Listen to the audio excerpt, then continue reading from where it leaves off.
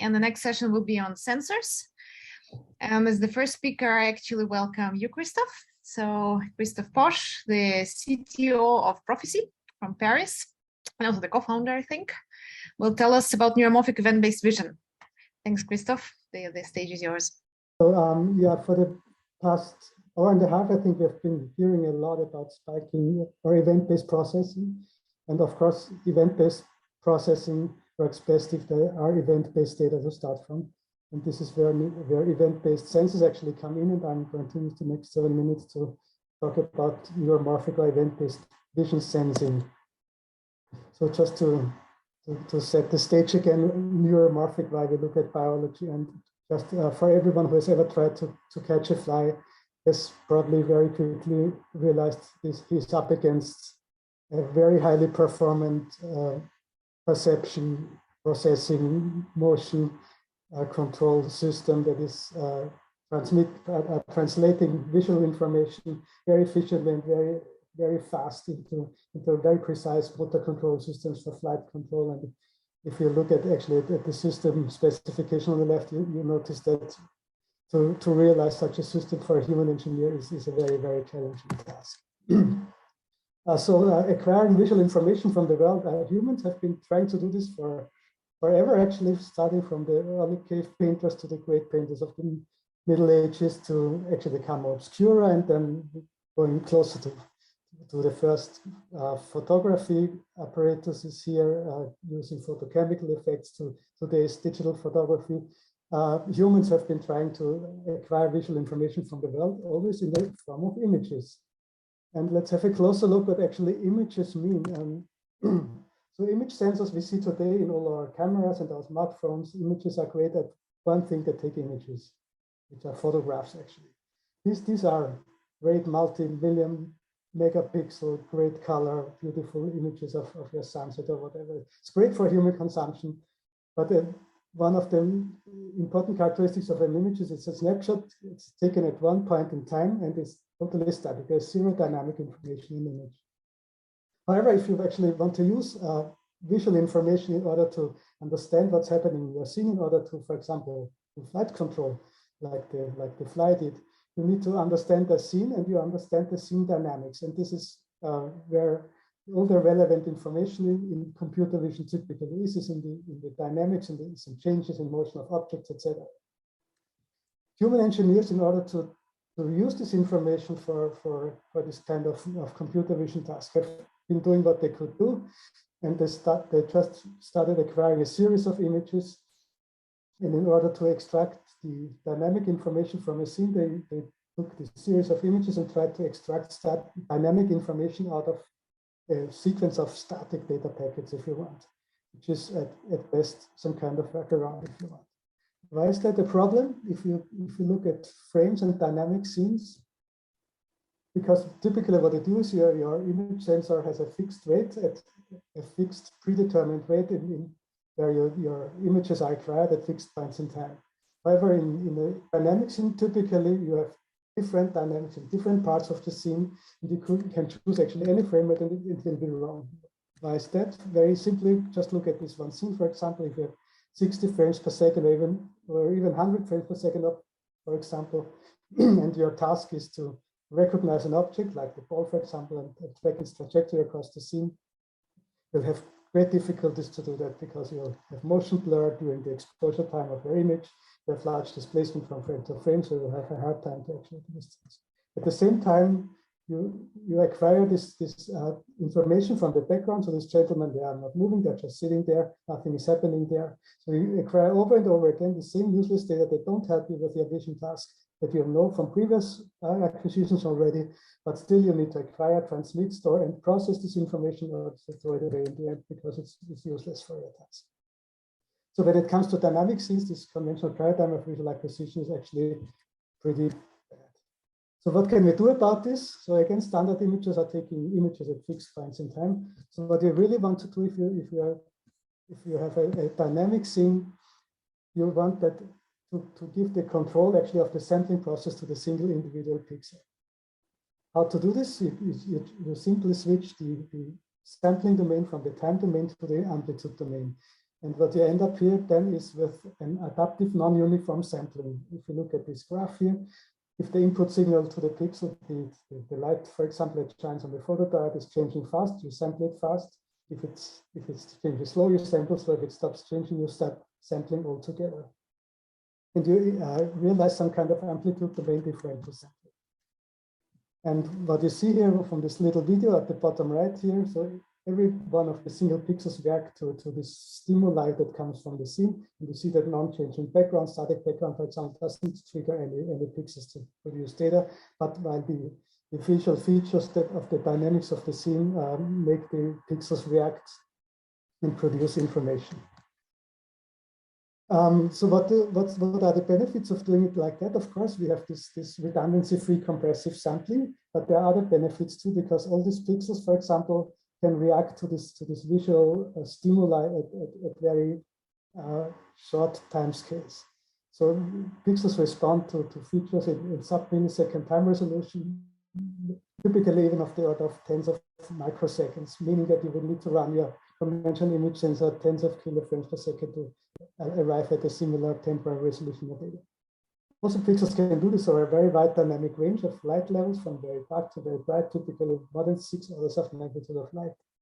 And at the same time, these sensors typically consume not very much of power, typically some tens of milliwatts for quite a substantial array of event-based. And now what can we do with that? So there's actually lots of applications are possible. Actually, all applications that you do with conventional machine vision are possible based on events. And I'll pick here just a few examples what is possible. And I'm trying to show a few videos here. And Julia, please stop me when time is over, because I have more videos than I can show here. I'll just start. 2 more minutes, but they will be shared with the time for questions. All right. So wrapping up time, I would say. All right. So that's the first is machine learning inference task actually is trained on an automotive data set with 7 different classes of objects, from pedestrians, two-wheelers, bicycles, motorbikes, cars, trucks, and so on. And we see here that you can have a live detection tracking of this object at 100 hertz temporal precision. This is an interesting. I don't know if the video plays smoothly, probably not, but these sensors are, for example, can realize a remote vibration frequency monitoring system. So you can look at your scene and can do a remote frequency measurement of a machine, for example, at different parts of the scene simultaneously. So basically, you have as many measurement channels as you have pixels in the sensor. You can measure pixel individually frequencies between below 1 hertz up to tens of kilohertz. This is good for industrial process monitoring, predictive maintenance, etc. Or another one would be, for example, you can move particles, like here in this example here, rice grains at very high speed, like 10 meters per second at 10 centimeters distance of the optics in front of the sensor, at rates of more than 1,000 objects per second. And with on a very low power mobile processor, you can actually, using this event data, track every single object across the counting line, so track and count them with a precision beyond 99%. And with this very high speed mode. And I think you can use a structured light, for example, to make a 3D point cloud at a kilo point cloud per second, etc. But I'm stopping here because I'm. Yeah, Christopher, unfortunately, I think the time is up. Okay, may I stop you here? Yep, I'm stopping. Okay, thank you so much. Thank you so much, Christoph, for this insight into event-based vision. We almost have no time for questions, so please type your questions in Q&A window. Christoph will answer them asynchronously. I have one very quick question. So Christoph, maybe you could comment on what role neuromorphic computing hardware, so all those chips we heard about before, could play for event-based vision, if any. Yeah. Well, we believe that, of course, that spiking neural networks are a good match to the event data that such a sensor produces. And of course, we are looking very, very carefully at many different implementations of spiking neural network chips, including, of course, Alohi, but many others. But I'm not exactly sure yet if the optimal architecture, processing architecture for event-based vision has actually yet been identified. So yeah, this is a very good question. I don't really have a very good answer to this question, because I think it's not very clear yet, because there are several constraints where you have this typically relatively large arrays of pixels. So you're interested in the spatial information, of course, but you have also this time domain information that you want to benefit from. You have this high temporal resolution. You have this all these things that come together demand for an architecture that is maybe not yet fully understood. Yeah, thanks. That opens us a new research field, right? All right, thank you very much, Christoph. And then I would like to welcome our next speaker, Charbel RIZK. I hope I pronounced your name correctly. From Oculi Inc, founder and the CEO, and we'll talk about new architecture for visual AI. Thank you very much. Thank you very much. You asked an excellent question to my friend, colleague, Christoph there, and that's actually partly what motivated the work that we're doing, and I'll share with you here in a minute. But first, I wanted to thank tinyML for organizing this session. I'm personally a big fan of tinyML, and the reason for that is I hope we will partner with someone to produce the next generation of Arduino for a visual AI and vision technology. I want to share with you my personal motivation, what got me going in this technology space. I was actually working in this space early on in my career, but more recently, these are samples of my students building robots. And it's amazing because many years ago, I was building robots myself, starting with drones, and computer vision was out of the question for those kind of platforms. 30 years later, we are still having the same problem. So none of those robots deployed computer vision because it remains too expensive, slow, and certainly inefficient. And the big question consistently that haunted us many years ago is why? Human vision remains many orders of magnitude more efficient than any computer vision that I know of. And I'm talking about a full solution here, not the sensor or the processor by itself. And the reason for that really is, as Christoph pointed out, imaging sensors really generate a lot of data. So we've had this fundamental trade-off between the amount of data the sensor generates, how much power and time it takes us to process and get the actionable information out of it. And the trade-off really has existed for decades.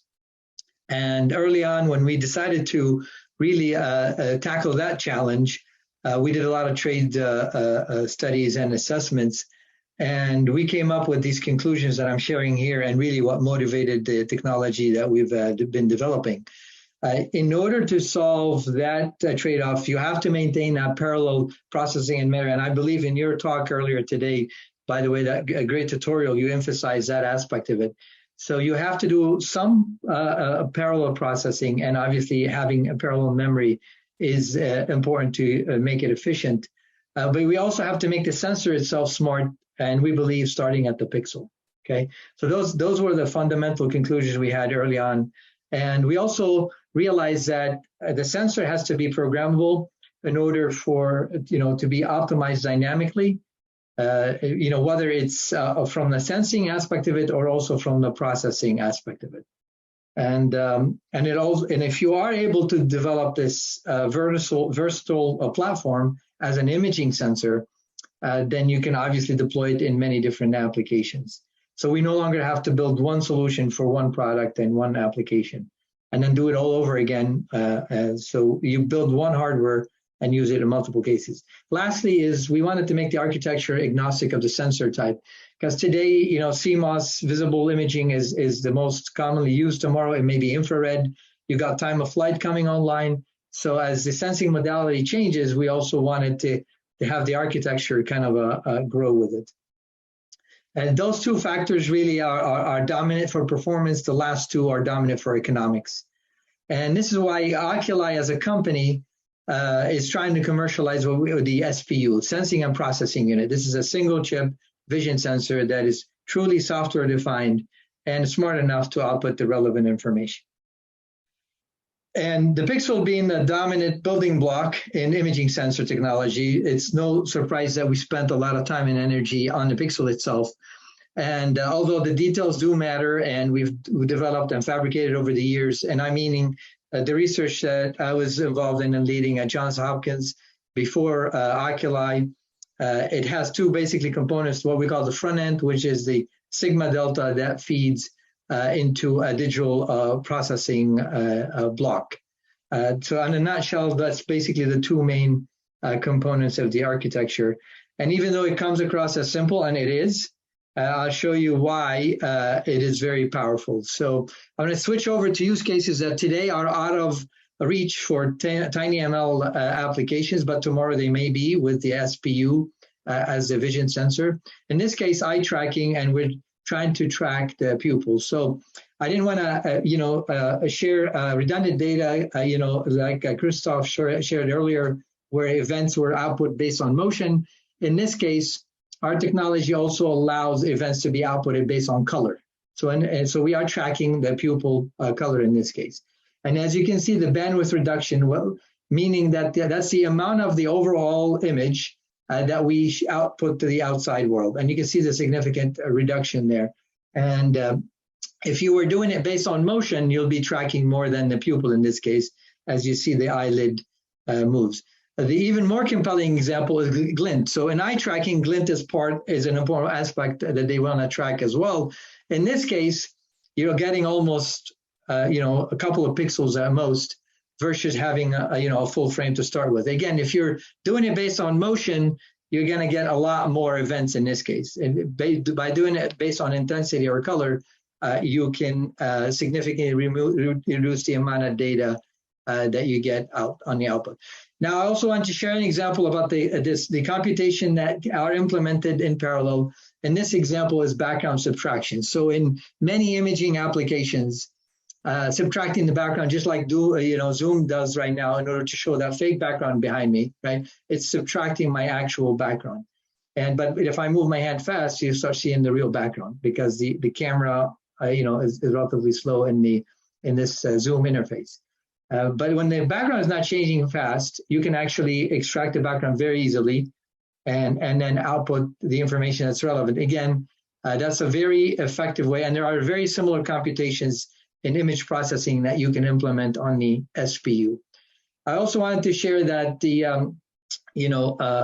for the larger ecosystem that has been focusing more on the machine learning side, that integrating the output of our technology would be relatively painless. I apologize for the videos here, but what we're showing here is that we can output full frame, but we can also output pixel intensity, not just spikes. And so we took an ML model that was trained on full frame. That's the left video that you're seeing there. And then we used the same model. We fed it to smart events, which is basically pixel intensities of only the events that we think are relevant in this case. This model was trained on counting, detecting people. And so the model worked fine even when we fed it a lot less data. Again, emphasis on being the bandwidth, the amount of data that the SPU, that our vision sensor shares with the outside world.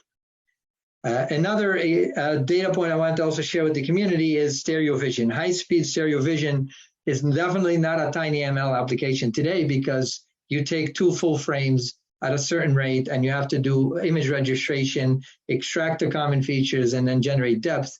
We've demonstrated now that you can do that based on the smart events, which again is a significantly reduced number of data points, and it allows you to do depth at a higher speed. In this simple example, we did the demonstration at about 700 hertz. Again, you're processing 20, 30 times less data per sensor. The last, but not one of my more favorite use cases examples is a demo we did for a customer on measuring rainfall to predict flash floods on roads, and obviously generate a warning and saves lives. But then when tinyML came out with the weather station challenge, I got even more excited. So, we didn't have the bandwidth to actually participate in the challenge, but we're happy to work with any teams who are working in that space and would like to assess what an imaging sensor like the ones that we have can do for a weather station. We believe you can ultimately have no moving parts, the SPU with a microcontroller, and it will be a pretty effective weather station.